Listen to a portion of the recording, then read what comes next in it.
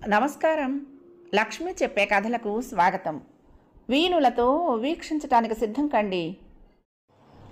ప్రియ సఖులు, ఈ వేల్టి నుండి మనం ప్రసిద్ధ రచయిత శ్రీ కొమ్మనాపల్లి గణపతిరావు గారు రచించిన రాకోయి అనుకోని అతిథి అనే నవలను ధారావాహికంగా వినేద్దామండి. ఈ నవల 2007 సంవత్సరంలో ఆంధ్రజ్యోతి వారపత్రికలో సీరియల్గా ప్రచురింపబడి బహుళ ప్రజాదరణ పొందింది. నేను అడగగానే ఈ నవల కోసం చక్కటి బొమ్మను అందించిన ప్రసిద్ధ రచయిత్రి శ్రీమతి మన్యం శారద గారికి, అడగగానే వెంటనే చదువుకోవటానికి అనుమతి ఇచ్చిన శ్రీ కొమ్మనాపల్లి గణపతిరావు గారికి హృదయపూర్వక ధన్యవాదాలు. ఇప్పుడు మొదటి భాగం మొదలుపెట్టేస్తున్నానండి. అర్ధరాత్రి 2 గంటలు కావస్తుంది. నగరానికి ఓ మూలనున్న జైలు బ్రతికున్న శవాలుండే శ్మశానాన్ని గుర్తు చేస్తోంది. అప్పుడప్పుడు పరామర్శగా వీచే గాలి నిశీధి విషాద జంత్ర సంగీతాన్ని ఆలపిస్తూ జైలు ఆవరణలోని రావి చెట్టు ఆకుల్ని కదపాలని విఫల ప్రయత్నం చేస్తోంది. స్త్రీ ఖైదీలకు ప్రత్యేకించబడిన ఆ జైల్లో ఉండుండి వినిపించే గార్డుల బోట్ల చప్పుడు మినహా మరే అలికిడి లేదు. చుట్టూ ఉన్న ప్రపంచమంతా ప్రశాంతంగా నిద్రలోకి జారిన ఆ క్షణంలో 12వ నెంబర్ సెల్లో మాత్రం ఓ ఖైదీ మెలకువగా ఓ మూల కూర్చుని ఉంది. కారిడార్లోని ఓ విద్యుత్ దీపపు కిరణం ఏటవాలుగా ఇనుప చువ్వల్ని దాటి ఏకాంత మొహంపై పడి పరావర్తనం చెందుతూ ఉంటే ఆమె ఇంకా నేల చూపులు చూస్తూనే ఉంది.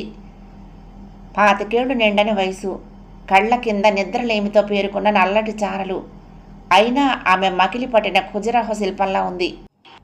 అదే సెల్లో మరో ఖైదీ అనసూయ ఏ పీడకల నుంచో ఉలిక్కి పడి లేచి స్తబ్దంగా కూర్చుని ఉన్న ఏకాంతను చూసింది.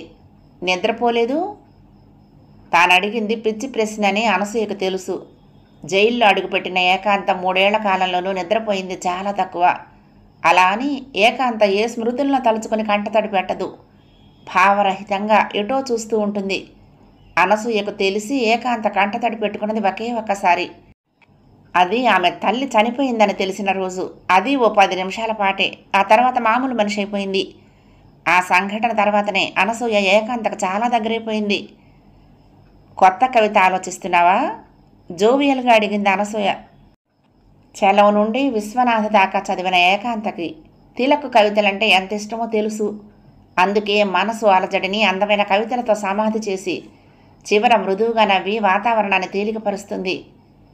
మాట్లాడు ఏకాంత అంది. అప్పుడు తల తిప్పి చూసింది ఏకాంత. మొహం అడువంత పాలిపోతేనే మగజాతిని పాదాక్రాంతం చేసుకోగల సాధికారంతో ఆమె చెంపలు మెరుస్తున్నాయి. కనురెప్పలు అలసటగా కాస్త ఒరిగితేనేం అర్ధనిమీలితాలైన ఆమె నేత్రాలు తలుచుకుంటే ఎలాంటి అనర్థాన్నైనా సృష్టించేటట్టు కనిపిస్తున్నాయి. మాతాహరి మొదలుకుని క్లియోపాత్రా దాకా మాట్లాడగలిగే ఏకాంత ఎంత చదువుకున్నది అనసూయకు తెలీదు. కానీ ఏదో ఒకరోజు పగిలే అగ్నిపర్వతం అనిపించింది చాలాసార్లు. మాట్లాడమంటే ఆ చూపులేమిటి? చిరుకోపంగా అడిగింది అనసూయ. వారం రోజుల్లో నేను రిలీజ్ కాబోతున్నాను కాదు, మృదువుగా అంది ఏకాంత. అనసూయ గుండె కలుక్కుమంది. ఈ 3 ఏళ్లలో తనకి మానసికంగా చాలా దగ్గరైన వ్యక్తి ఖైదీలందరిలో ఏకాంత ఒక్కరితే. ఆమె గడువు పూర్తవుతుందని ముందే తెలిసినా ఇప్పుడు ఆ నిజం గుర్తుకొచ్చి బాధగా తల వంచుకుంది. బాధపడుతున్నావా? ఏకాంత ఆప్యాయంగా అడిగింది. ఇంచుమించు ఒకే ఈడు ఇద్దరిది. అందుకే అశ్రుసిక్తంగా చూస్తున్న అనసూయ తల నిమిరింది. పిచ్చియాను, జైలు స్నేహాలు రైలు ప్రయాణికుల పరిచయాలు లాంటివేనే. కలుసుకుంటాం, గుమ్మం రాగానే గడువు తీరగానే విడిపోతూ ఉంటాం. అయినా ఇంత సున్నితమైన మనసున్న దానివి భర్తను ఎలా హత్య చేయగలిగావు అంది. అనసూయ చెప్పలేదు. ఏకాంతకి తెలియని విషయం కాదది. కోటి కలలతో కాపురానికి వచ్చిన ఆడపిల్ల భర్త వ్యాపారం కోసం మరొక మగవాడితో పడుకోమంటే ఎలా అంగీకరించగలదు? అందుకే ఆ నరకంలో ఇమ్మడలేక అనసూయ భర్తను హతమార్చింది. జరిగిన దానికి బాధపడుతున్నావా అను? లేదని ఏకాంతకి తెలుసు. అయినా అడిగింది. రేపు బయట ప్రపంచంలో అడుగుపెట్టాక తను నిబ్బరంగా బ్రతకటానికి ఈ జవాబులే దివ్య ఔషధాలు. చెప్పు అనసూయ. లేదు, 100 ఏళ్ళు ఓ రాక్షసుడి పంజరంలో బ్రతకటం కన్నా బ్రతికినంతకాలము ఈ జైలు జీవితమే నయమనిపిస్తుంది కాబట్టి అంది. కానీ ఇక్కడ నీకు స్వేచ్ఛ లేదుగా? ఈ మాత్రం స్వేచ్ఛ కూడా లేని దాంపత్యం నాది. బడలికగా కళ్ళు మూసుకుంది ఏకాంత. కట్టిన తాళిబొట్టును బానిసకు విధించే శృంఖలాలుగా తలపోస్తూ నిత్యం నఖశిఖ పర్యంతాన్ని తక్షకుడిగా కాటువేసే భర్తను కడతీర్చటమే న్యాయమని చెప్పగలిగే అరుదైన ఈ అనసూయ మధ్యతరగతి సాంప్రదాయాల బందీలైన ఎందరో ఆడపిల్లల్ని మించిన విశిష్ట వ్యక్తిత్వం కలది కదూ. ఆమె చెప్తున్నది అమాయకంగానైనా ఎంతటి స్ఫూర్తి ఆమె మాటల్లో. ఏం ఆలోచిస్తున్నావు ఏకాంత? అడిగింది అనసూయ తేరుకుని. ఇది ఆలోచన కాదు, ధ్యానం చెప్పింది. విస్మయంగా చూసింది అనసూయ. పెదవి విప్పితే గానం, ఎదను తాకితే ధ్యానం. నేను ఖాండవ వనాన్నే నేస్తాం, స్వప్నంలోలా అంది ఏకాంత. అర్థం కానట్టుగా అడిగింది అనసూయ. బహుశా రేపెలా బ్రతకాలో ఆలోచిస్తున్నట్టున్నావు. కరెక్ట్గా ఊహించావు. నీలాంటి మంచి స్నేహితురాలని నేను దూరం చేసుకోవడం నాకు భరించలేని విషయమైనా మరొక మారు నువ్వు ఈ జైలు గోడల మధ్యకు రావటం నేను ఇష్టపడలేను ఏకాంత, చెప్పింది అనసూయ. నిర్వేదంగా తలని గోడ కానించింది ఏకాంత. నేను మోసగించబడిన అమ్మాయిని అనసూయ. నాకు తెలిసిన జీవితంలో కష్టాలు కన్నీళ్లు ఉన్నా అవి నాకే పరిమితమై ఉండేవి. ఆస్తులు లేకపోయినా ఆత్మీయతలే నాకు పరిచయాలైన విషయాలు. రేగి చెట్ల మధ్య నిలబడి దూరంగా కనిపించే ఉదయ సూర్యుణ్ణి, ఏటి ఒడ్డుకు చేరుకుని నిశ్చలంగా పారే నదిని చూస్తూ కాలం వెళ్ళబుచ్చిన బాల్యం నాది. అలాంటిది నేను చాలా దారుణంగా ఓడిపోయాను ఏకాంత. నేను ఆ పేరుకు తగ్గట్టు అందరూ ఆడుకుని ఓడించి నన్ను ఏకాంతను చేశారు. అలాంటి నేను ఎంత కోల్పోయినా కానీ ఈ జైలు జీవితం నన్ను ఈ దిశకు నెట్టిన వ్యక్తులు మానసికమైన రాపిడితో చాలా బలవంతురాలు చేశారు అనసూయ. మరి నేను ఆడుకోవాలిగా అంది. నువ్వెంత తెలివైన దానివైనా ఆడదానివి ఏకాంత. సామ్రాజ్యాన్ని రక్తపాతంతో వినాశనం చేసిన క్లియోపాత్ర ఆడదే. దానికి ఆమె అందాన్ని పెట్టుబడిగా పెట్టింది. నేను అందమైన దాన్నేగా. ఆ మాటకు అనసూయ మనసు చివుక్కుమంది. నువ్వింత దిగజారాల్సిన అవసరం ఉందా? అర నిమిషం మౌనం తర్వాత అంది ఏకాంత. నమ్మకంగా అందాన్ని కోరుకున్న మనిషికి అందించాలనుకుని విఫలమైన నేను నమ్మకంతో అంతా సాధించడం తప్పు కాదుగా. అదో జీవితం కాదు అంది అనసూయ. ఏకాంత మొహం వివర్ణమైపోయింది. ఏది జీవితం? చుట్టూ ఉన్న గంజాయి వనంలో తనకంటూ ఓ అస్తిత్వాన్ని సృష్టించుకోవాలనుకున్న తులసి మొక్క గంజాయి దుర్గంధంలో ఇమడలేక తనను తానే నులుముకొని తులసి తీర్థాన్ని తన గొంతులోనే ఒప్పుకుని కడతీరిపోవటం జీవితమా? చుట్టూ ఉన్న పురుష వ్యవస్థలో అడువంత స్థానం సంపాదించుకునే ప్రయత్నంలో ఉనికినే కోల్పోయి న్యాయబద్ధంగా అన్యాయమై జైలు పాలవటము, చేయని తప్పుకు శిక్షపడి తల వంచుకుని బ్రతకటము జీవితమా? అనసూయ, నీ పరిష్కారం జైలు జీవితంతో ఆగిపోతే నా పోరాటం జైలు నుంచి విడుదలయ్యాక మొదలవుతుంది. ఎందుకంటే నేను ఎప్పుడో నాశనమయ్యాను కాబట్టి. శీలం, పాతివ్రత్యం అనే పదాలున్న పూటలు నా నిఘంటువు నుంచి ఏ రోజో చిరిగిపోయాయి కాబట్టి. ఏం చేయాలని తీర్మానించుకుని ఏకాంత అలా మాట్లాడుతుందో అనసూయకు తెలీదు. కానీ చేయని నేరానికి జైల్లో అడుగుపెట్టిన ఏకాంత ఏదో ఓ అనూహ్యమైన సంఘటనలకు కారణం కాబోతుందని మాత్రం అర్థం చేసుకుంది. కానీ నీది ఒంటరి పోరాటం, గొడుగుతున్నట్లుగా అంది అనసూయ. కావచ్చు, నాకంటూ బలగంలా మంది మార్బలము లేకపోవచ్చు. కానీ పతనమైన నా జీవితం అందించిన నిబ్బరం ఉంది. ఏ స్థాయి మగాడినైనా ఆకట్టుకోగల అందం ఉంది. ఆగిపోని నా ఊపిరి ఉంది. అంతకు మించి నాకైన గాయాలను గేయాలుగా మార్చే సరికొత్త కావ్య సృష్టికి కారణమైన మేధస్సుంది. ఇవి చాలు నా పోరాటంలో సైన్యంలో నాకు సహకరించడానికి. ప్రశాంతంగా చూస్తూ చెప్పింది ఏకాంత. అది ప్రశాంతత కూడా కాదు, పగలబోయే అగ్నిపర్వతం లావాని గొంతు దాకా రప్పించుకునే ప్రయత్నం లాంటిది. అనసూయ, నా మాటలు నీకు తిరుగుబాటు ధోరణిలా అనిపించవచ్చు, కానీ ఇవి జీవిత సత్యాలు. ఓ పువ్వు వికసిస్తుంది, దాని ఉనికి గంటలు రోజులే. ఆ పువ్వు దేవుడి సన్నిధికి వెళ్లేలోగా ఒక్కో మారు ఓ మేకపిల్ల తింటుంది. ఆ మేకపిల్ల ఉనికి మనిషికి ఆహారం అయ్యేదాకానే. ఆ పువ్వు గురించి మేకపిల్ల గురించి తెలిసింది మనిషి అనే ప్రాణికి మాత్రమే. ఎందుకంటే ఆలోచించే విశిష్టమైన లక్షణం మనిషికి ఉంది కాబట్టి. చిత్రం ఏమిటంటే తనకి చావు తప్పదన్న విషయాన్ని మనిషి మర్చిపోతూ ఉంటాడు. విప్పారిన నేత్రాలతో చూస్తూ ఉండిపోయింది అనసూయ. మనిషి చావుకి తన ప్రమేయం అవసరం లేదాను. ఎప్పుడో ఒకప్పుడు దానంతట అదే తీసుకుపోతుంది. అయితే చేవ అన్నది చావుకి కాక బ్రతకటానికి కావాలి. ఆ చేవ ఉంటే చాలు బ్రతుకుతున్నాననుకునే మనిషిని సైతం జీవోత్సవంగా మార్చొచ్చు. నిశ్చలంగా తల తిప్పి చూసిన ఏకాంత చెంపలపై ప్రతిఫలిస్తున్న జీవకళను చూస్తూ ఉంటే అనసూయకు ఆందోళనగా ఉంది. అందులోనూ చాలా సున్నితంగా ఉండే ఏకాంతను జైలు జీవితం ఎంత రాటు తెలిచిందో అర్థమవుతూనే ఉంది. నిన్ను చాలా రోజులుగా ఓ విషయం అడగాలనుకుంటున్నాను. చెప్పు అంది ఏకాంత. ఏది స్పష్టంగా చెప్పనే ఏకాంత ఇది మాత్రం అంత తేలిగ్గా చెప్తుందన్న నమ్మకం లేదు. నువ్వెంతవరకు చదువుకున్నావు అడిగింది అనసూయ. జీవితం జీవించటానికి తప్ప అంతం చేసుకోవటానికి కాదని తెలుసుకునేటంత వరకు. జైలు నుంచి విడుదలయ్యాక నువ్వు ప్రేమించని వ్యక్తిని కలుసుకోబోతున్నావా? లేదు. ఎందుకని అడిగింది అనసూయ. ఎందుకు కలుసుకోవాలి? అతడు నన్ను ప్రేమించిందే నిజమైతే కనీసం ఒక్కసారైనా నన్ను కలుసుకుంటానికి వచ్చేవాడుగా. ఆమె నేత్రాలు అరుణిమలయ్యాయి. అతడు నిన్ను అపార్థం చేసుకుని ఉండొచ్చుగా. అలాంటివాడు నన్ను ఇక అర్థం చేసుకుంటాడన్న నమ్మకం నాకు లేదు. ఏ జ్ఞాపకాల దొంతరలు ఆమె ముందు కదలబడుతున్నాయో ప్రశాంతంగా అంది. ఇంకెంతకాలం? మరొక వారం రోజులు. దేనికి ఏకాంత? నేను కోరుకున్న యజ్ఞం ప్రారంభించటానికి. కసిగా నవ్వింది ఆమె దృఢ నిశ్చయంతో. ఆ క్షణంలో ఆమెకు సవ్యసాచి గుర్తుకొచ్చాడు. ఇప్పుడు అతడు సామాన్యమైన స్థాయిలో లేడు. నగర పోలీస్ కమిషనర్గా ఈ మధ్యనే ఛార్జ్ తీసుకున్నాడు. ఏ స్థాయిలో ఉంటేనే? ఒకనాడు ఆమె శీలాన్ని కోల్పోయింది. ప్రేమించని వ్యక్తికి దూరమై చేయని నేరానికి హంతకురాలిలా జైల్లో అడుగుపెట్టింది సవ్యసాచి మూలంగానే. అందుకే ఆమెకు సవ్యసాచి మొదటి శత్రువు. ఇక్కడ ఆమె అతడి గురించి ఆలోచిస్తున్న రాత్రికి మరుసటి రోజే నగరంలో మరొక సంఘటన జరిగింది. ఆటవిక న్యాయంలోని మరొక అధ్యాయంలా. ఉదయం 10:30 కావస్తూ ఉండగా హఠాత్తుగా 10 మంది గోండాలు ఓ కాలేజ్ క్యాంపస్లో అడుగుపెట్టారు. చేతిలో హాకీ స్టిక్స్తో సైకిల్ చైన్స్తో వేగంగా నడిచి ఓ క్లాస్ రూమ్లోకి అడుగుపెట్టారు. క్లాసులో ఇంగ్లీషు లెసన్ చెప్తున్న లెక్చరర్ అవాక్కయ్యాడు ముందు.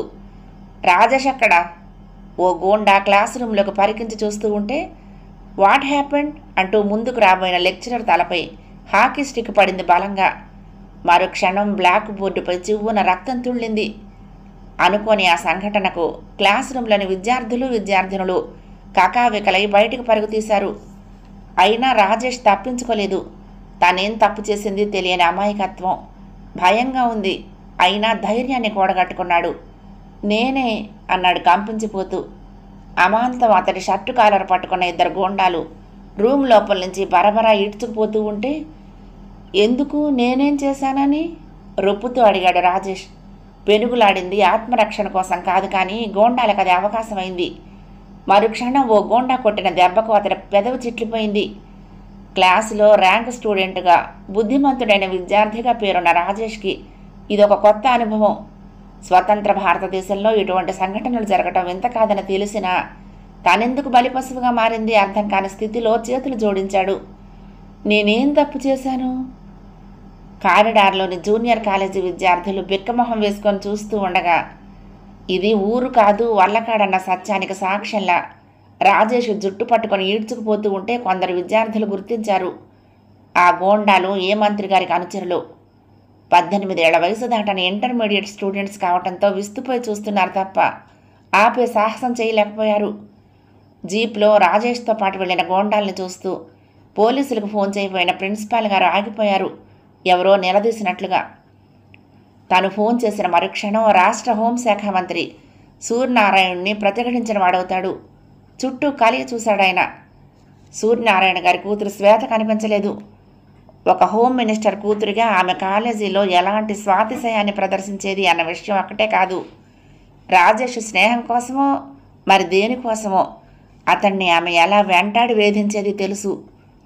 అయితే సహజంగా బిడియస్తుడు పిరికివాడు అయిన రాజేష్ ఆమెకు దూరంగా ఉండేవాడు.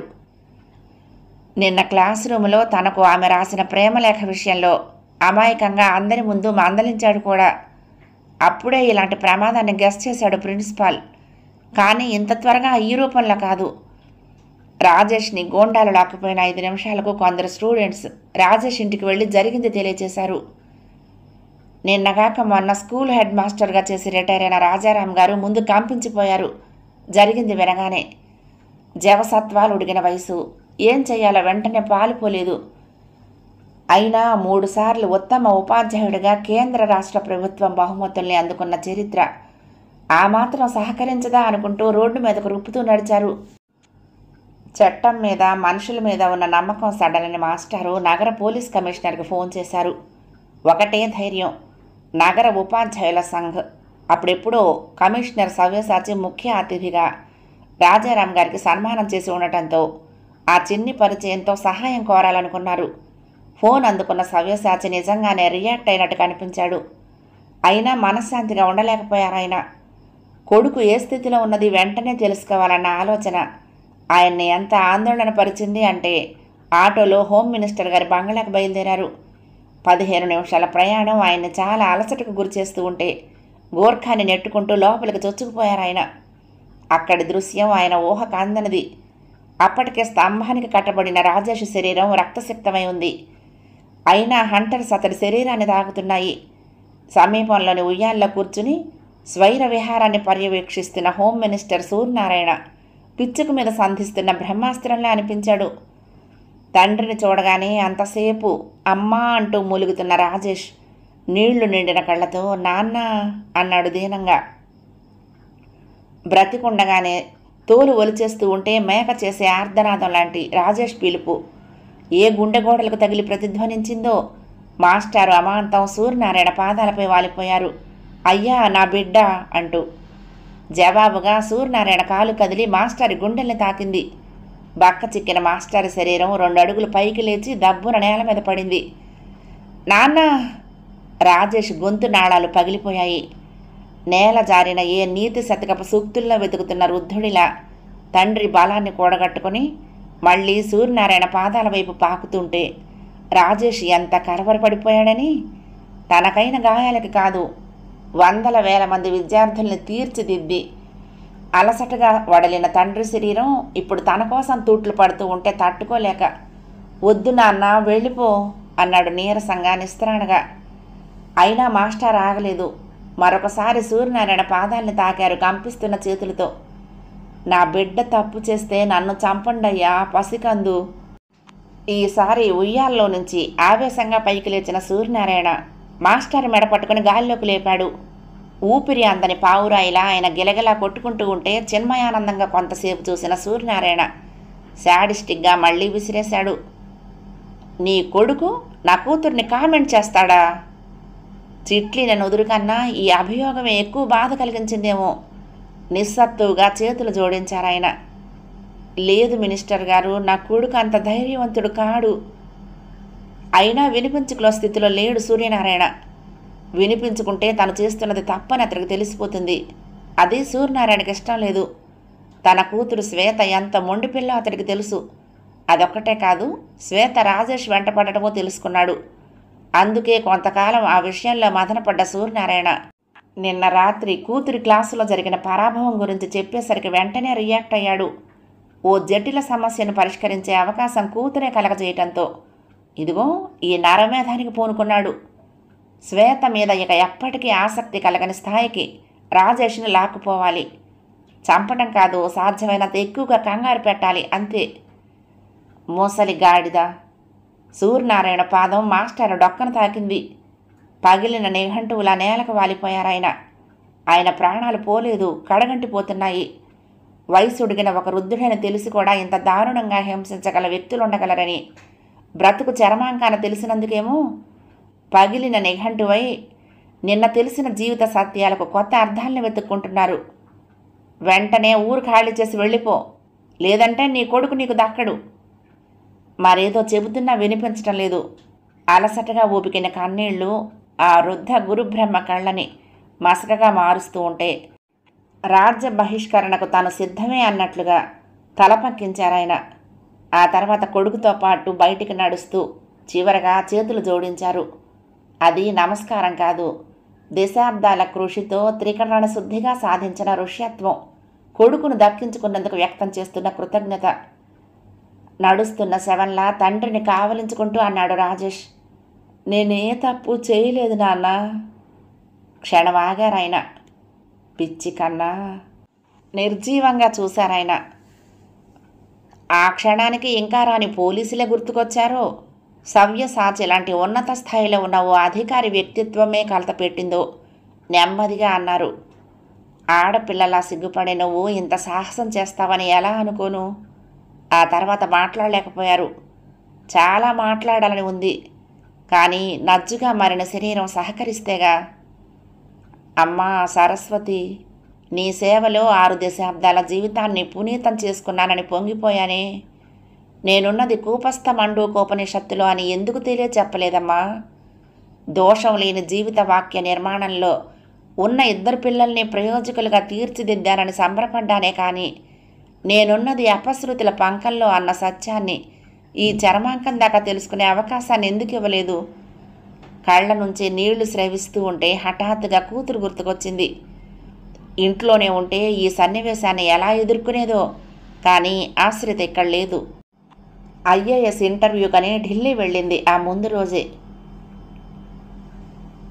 సరిగ్గా ఉదయం 11:07 యూపీఎస్సీ ఆఫీసులో అడుగుపెట్టింది Ashrita. Good morning to you all sirs. చైర్మన్తో పాటు ఛాంబర్లోని 6 మెంబర్స్ని గ్రీట్ చేసిన ఆశ్రిత వారి అనుమతి కోసం అన్నట్లుగా చూస్తూ ఉంటే, ప్లీజ్ బీ సీటెడ్ అంటూ తనకు అభిముఖంగా ఉన్న కుర్చీ చూపించాడు చైర్మన్. తెలుగుతనం ఉట్టిపడేటట్లు చీర కట్టుకుని నుదుటి బొట్టుతో ఆశ్రిత మొదటి చూపులోనే అందరినీ ఆకట్టుకుంది. పెదవులపై మరీ మరీ చూడాలనిపించే దరహాసం, చూపుల్లో చెరగని ఆత్మవిశ్వాసం ఆమె అందాన్ని ద్విగుణీకృతం చేస్తూ ఉంటే పొందికగా కుర్చీలో కూర్చుంది. తననే తదేకంగా చూస్తున్న ఆశ్రితను ఏకాగ్రంగా పరికిస్తూ ముందుగా చైర్మన్ అడిగాడు. పోస్ట్ గ్రాడ్యుయేషన్ అయ్యాక మీకున్న అర్హతను బట్టి మరేదైనా ఉద్యోగం కోసం ప్రయత్నించక సివిల్ సర్వీసెస్ని ఎందుకు ఎన్నుకున్నారు? మృదువుగా నవ్వింది ఆశ్రిత. నేను పెరిగిన పరిసరాలు, బాల్యం నుండి సాంఘికంగా నేను గమనించిన విషయాలు నన్ను ఈ మార్గంలో అడుగు పెట్టడానికి ప్రోత్సహించాయి. ప్రతి ఉద్యోగానికి చివరి లక్ష్యం బ్రతుకు తెరువైతే, సివిల్ సర్వీసెస్లో సంపాదించుకోగలిగే ఈ స్థానం బ్రతుకు తెరువు కన్నా మన చుట్టూ ఉన్న సంఘానికి నిజాయితీగా ఏదో చేయగల అవకాశం కలిగించే సంతృప్తిని అందిస్తుంది. జాబ్ సాటిస్ఫాక్షన్కి, ఛాలెంజింగ్ కెరీర్కి ఐఏఎస్కి మించిన అర్హత లేదన్నది నా అభిప్రాయం. తన మనసులోని అభిప్రాయాన్ని దృఢంగా సూటిగా చెప్పగలిగిన ఆశ్రితలో నెర్వస్నెస్ కనిపించలేదు. తమ ముందున్న అభ్యర్థికి రేషనల్ థింకింగ్, ఏదో చేయాలన్న తపన మాత్రమే కాక చేసి తీరగలనన్న నమ్మకము ఉంది. బోర్డు మెంబర్స్ అడిగిన ప్రశ్నలకు సమాధానం చెప్తున్న ఆశ్రిత మాటల్లో అసాధారణమైన ఆశావాదం కనిపించింది. ఓకే మిస్ ఆశ్రిత, 3వ మెంబర్ ఆమెను తదేకంగా చూస్తూ అన్నాడు. హఠాత్తుగా మీరు భారత ప్రధాని అయితే ఏ జాగ్రత్తలు తీసుకుంటారు? ఇలా ఎలా సాధ్యమన్న ఆలోచన గురించి ఆమె పట్టించుకోలేదు. ఆమె కళ్ళ ముందు కులాల, మతాల, వర్గాల, ప్రాంతీయత భేదాల పోరాటాలు కదులుతూ ఉంటే ఆశ్రిత పాతాలు మేధస్సును అణగదొక్కి వ్యక్తిగత స్వార్థాలతో సాగిస్తున్న దమనకాండలు, నిరుద్యోగ సమస్య, కుంటుపడుతున్న ఉత్పాదక శక్తి, పొలిటికల్ లాబీల కక్షలు కార్పణ్యాలు మెదులుతూ ఉంటే నెమ్మదిగా అంది. నేను ప్రధానమంత్రినైతే ముందుగా ఎకనమిక్ జస్టిస్ గురించి ఆలోచిస్తాను. మనిషి పెర్ క్యాపిటా ఇన్కమ్ పెంచి పావర్టీ లైన్ దిగువన ఉన్న వ్యక్తులకు ఆర్థికంగా బలాన్ని చేకూరుస్తాను. జాతీయ ఆదాయాన్ని పెంచి నిరుద్యోగ సమస్యను పారద్రోలి ఆకలి మీద ఉన్నవాడిని ఆయుధాలుగా వాడుకునే కుహానా రాజకీయ నాయకుల కదలికల్లో నియంత్రిస్తాను. అంతర్జాతీయ స్థాయిలో ప్రపంచంలో అతిపెద్ద ప్రజాస్వామిక దేశమైన భారతదేశానికి తిరుగులేని గుర్తింపును కలిగిస్తాను. ఇవన్నీ సాధించడానికి ముందు నేను ఆశ్రయించేది రాజ్యాంగ ప్రక్షాళన. మెంబర్స్ అంతా విప్పారిత నేత్రాలతో చూస్తూ ఉంటే స్వప్నంలోలా చెప్పుకుపోతోంది ఆత్మవిశ్వాసంతో. ఆ ప్రక్షాళన మొదలవ్వాల్సింది ఎగువ స్థాయి నుంచి కాదు, దిగువ స్థాయి నుంచి. ప్రజలకు కనీస అవసరాలతో పాటు అక్షరాస్యత నా మొదటి టార్గెట్ అవుతుంది. ఓటింగ్ హక్కుకి కనీస విద్యార్హత అవసరమయ్యేటట్లు చేస్తాను. అంతేకాదు, వేలి ముద్రలు వేస్తే చాలు ఎమ్మెల్యేలు, ఎంపీలు కావటానికి అర్హులే అన్న స్థితి నుంచి రాజకీయ అభ్యర్థులు కనీసం డిగ్రీ ఉంటే తప్ప ఎలక్షన్లలో పార్టిసిపేట్ చేయకుండా శాసనాలు తీసుకొస్తాను. ఓ వరుస క్రమంలో క్యాండిడేట్ సమస్యను క్షుణ్ణంగా విశ్లేషించడమే కాక తనకంటూ ఓ వ్యక్తిత్వం ఉందనే ధోరణిలో తనేం చేయాలన్నది సూటిగా వ్యక్తీకరించగలుగుతుంది. నిజానికి ఇప్పుడు అడిగింది ప్రొవోకేటివ్ క్వశ్చన్ అయినా చాలా ప్రశాంతంగా జవాబు చెప్పగలిగింది. చివరిగా అడిగాడు చైర్మన్. ప్రస్తుతం ప్రభుత్వాన్ని ఇబ్బంది పెడుతున్నా లేదు ప్రభుత్వ విధానాలను ప్రతిఘటించి అస్తవ్యస్తతకు కారణమవుతున్న సమస్యలేమిటి? వీటిని ఓ కొలిక్కి తీసుకురావాలి అంటే మీరు ఇవ్వగలిగే సలహాలేంటి? సార్, మన దేశాన్ని ప్రస్తుతం పీడిస్తున్న సమస్యలు కుల మత పోరాటాలు, ప్రాంతీయ విభేదాలు, భాషా సమస్యలు, లంచగొండితనం, నిరుద్యోగ సమస్య. వీటన్నిటి ఆధారాలతో తమ పదవుల్ని కాపాడుకోవటానికి రాజకీయ నాయకులు చేస్తున్న ప్రయత్నాలు. ఎస్, పదవిలో ఉన్న వ్యక్తులు పరిష్కారం కన్నా స్వలాభాపేక్షతో వీటన్నిటినీ ఉపయోగించుకుంటూ తమని తాము కాపాడుకుంటున్నారని నేను ఖచ్చితంగా చెప్పగలను. రాజ్యాంగం అందించిన వ్యక్తి ప్రాథమిక హక్కుల్ని, ఏ దేవుణ్ణైనా కొలిచే అవకాశాలని, ఏదన్నా మాట్లాడగలిగే వాక్ స్వాతంత్ర్యాన్ని ఆయుధాలుగా ఉపయోగించుకునే ప్రజల హక్కుల్ని నాయకులు అందంగా వాడుకుంటూ దేశ శాంతి భద్రతలను విచ్ఛిన్నం చేస్తున్నారు. ప్రభుత్వం ఇంటెలిజెన్స్ వింగ్స్ ద్వారా అలాంటి నాయకుల కదలికల్ని కనిపెట్టాలి. ఆ శక్తులు రూలింగ్ పార్టీలో ఉన్న, ప్రతిపక్షాల్లో ఉన్న ప్రజల ముందు దోషులుగా నిలబెట్టి వారికి సరైన శిక్షలు విధించాలి. అలాంటి నాయకుల అండను కోరుకునే పరిస్థితి ప్రజలకు రాకుండా నిరక్షరాస్యత, నిరుద్యోగం, పెరుగుతున్న జనాభా, ఆహార సమస్యలను వెంటనే పరిష్కరించడానికి ప్రభుత్వం చర్యలు తీసుకోవాలి. జాతీయ ఆదాయం పెరిగేట్టు చూడాలి. వెల్ మిస్ ఆశ్రిత, నవ్వుతూ అన్నాడు ఓ మెంబర్. మిమ్మల్ని చూస్తుంటే ఓ మధ్యతరగతి అమ్మాయిలా ఉన్నారు. మీలో ఇంత పెద్ద అవగాహన ఏర్పడటానికి కారణం మీకున్న పుస్తక పరిజ్ఞానమా లేక మీరు పెరిగిన వాతావరణమా? పుస్తక పరిజ్ఞానం కొంతైనా పెరిగిన వాతావరణం మరికొంత. నన్ను బాల్యం నుంచి ప్రేరేపించి నన్ను ఇప్పటికీ ఓ విద్యార్థినిగా నేర్చుకోవటానికి దోహదం చేసింది మా తండ్రి గారు. ఉత్తమ ఉపాధ్యాయుడిగా 3 సార్లు కేంద్ర రాష్ట్ర ప్రభుత్వ బహుమతిని అందుకున్న మా నాన్నగారు రాజారాం. అక్కడ హఠాత్తుగా నిశ్శబ్దం ఆవరించింది. ఆశతో, విశ్వాసంతో, ఆత్మబలంతో ఎదురైన ఎన్నెన్ని అగాధాలనైనా దాటుకురాగలిగే బుద్ధిబలాన్ని ప్రదర్శించిన ఆశ్రిత మాటల్లో పదును, ఔచిత్యం అందరినీ అమితంగా సంతృప్తిపరిచినట్లు బోర్డు మెంబర్స్ చూపులు స్పష్టం చేస్తూ ఉంటే చైర్మన్ అన్నాడు, ఓకే మిస్ ఆశ్రిత, ఇంటర్వ్యూ పూర్తయింది. చివరిగా మీరు ఏదన్నా అడగాలని ఉంటే అడగొచ్చు. ఆమెకది ఉద్రిక్త క్షణం. Thank you sir. Are you thank you all of for your kindness and consideration. Good to you all sirs. Ashrita సెలవు తీసుకుని బయటకు నడిచింది. అక్కడ బయట ఆశ్రిత కోసం ఎదురు చూస్తున్న మార్గరెట్ ఉత్సాహంగా పలకరించలేదు. పోస్ట్ గ్రాడ్యుయేషన్లో ఆశ్రితకు క్లాస్మేట్ అయిన మార్గరెట్ ఢిల్లీ నివాసి కావడంతో తోడుగా వచ్చింది. ఏమైందే, ఇంటర్వ్యూ ఎలా చేశావు అని అడగకుండా ఆ చూపులేమిటి? మొత్తానికి దడదడలాడించేశా, చనువుగా అంది ఆశ్రిత. చెప్పు, ఇప్పుడు నీ ఇంట్లో ఎన్ని రోజులుండను? వారం చాలా అంది. అవసరం లేదు, మార్గరెట్ తల వంచుకొని చెప్పింది. నువ్వు వెంటనే బయలుదేరు. ఆశ్రిత విభ్రమంగా చూసింది. ఉదయం దాకా కనీసం వారమైనా ఢిల్లీలో ఉండమన్న మార్గరెట్ అర్జెంటుగా వెళ్ళిపోమ్మంటోంది. సంగతి ఏమిటో అర్థం కాక, ఏంటి అప్పుడే మొహం మొత్తిందా అంది జోవియల్గా. అది సరే, కావాలంటే మరొకసారి వచ్చి 4 రోజులుండు, కానీ ఇప్పుడు మాత్రం నువ్వు అర్జెంటుగా ఇంటికి బయలుదేరు అంది మార్గరెట్. ఏమైంది? ఇంటి నుంచి ఏమైనా ఫోన్ వచ్చిందా? ఆశ్రిత మొహంలో రంగులు మారాయి. అవును అంది. కానీ మార్గరెట్ అక్కడ జరిగిన ఘోరం గురించి చెప్పలేదు. ఓ ఆదర్శవంతమైన కుటుంబంలో పుట్టి పెరిగిన ఆశ్రిత జీవితం ఆ తర్వాత ఎన్ని మలుపులు తిరిగేది ఆమెకు తెలియదు. కానీ ఆమె తండ్రి, తమ్ముడు ప్రస్తుతం ఏ స్థితిలో ఉన్నది చెప్పే సాహసం చేయలేకపోయింది. మీ డాడీకి ఒంట్లో బాగోలేదుట, ఇందాకే ఫోన్ చేశారు అంది మార్గరెట్. ఆశ్రిత ప్రతిభురాలై చూసింది. ఎంతెంతో చెప్పి ఎన్నెన్నో మాట్లాడి ఇంటర్వ్యూకు పంపిన నాన్నకి ఉత్సాహంగా జరిగింది చెప్పి, నీ కూతురు నువ్వు అనుకున్నట్లు ఐఏఎస్లో నెగ్గుకొస్తుందని హామీ ఇవ్వాలనుకుంటే ఇదేమిటి? మార్గరెట్ చేతిలో ఆశ్రిత సూట్ కేసు ఉంది. పద ఎయిర్పోర్ట్కి. మరొకసారి విస్తుపోయింది ఆశ్రిత. ఎయిర్పోర్ట్ ఏమిటే? ట్రైన్ అంటే చాలా ఎక్కువసేపు ప్రయాణం ఆశ్రిత, అందుకే నీకోసం ఫ్లైట్ టికెట్ తెప్పించాను. మార్గరెట్ ఏదో దాస్తుందని తెలుసు, కానీ ఏ స్థాయి దాకా అసలు నిజాన్ని దాస్తుందో అర్థం కాలేదు. మామూలుగా అయితే ఆందోళనతో మార్గరెట్ను నిలదీసేదే, కానీ ఆశ్రిత భావరహితంగా చూసింది చాలాసేపటి దాకా. ధైర్యం అంటే సమస్య మీద తిరుగుబాటు కాదు, తన మీద ఓ సమస్య పటిష్టంగా దండయాత్ర చేయబోతోందని తెలిసి నిబ్బరంగా స్పందించటం. ఇది నాన్నగారు చెప్పిందే. లోన ఆందోళనగా ఉంది. అయినా తనను తాను నిగ్రహించుకుంటూ ఎయిర్పోర్టుకు బయలుదేరింది ఆశ్రిత. సుమారు 2.5 గంటల వ్యవధిలో తన తండ్రిని చూడగలుగుతుంది.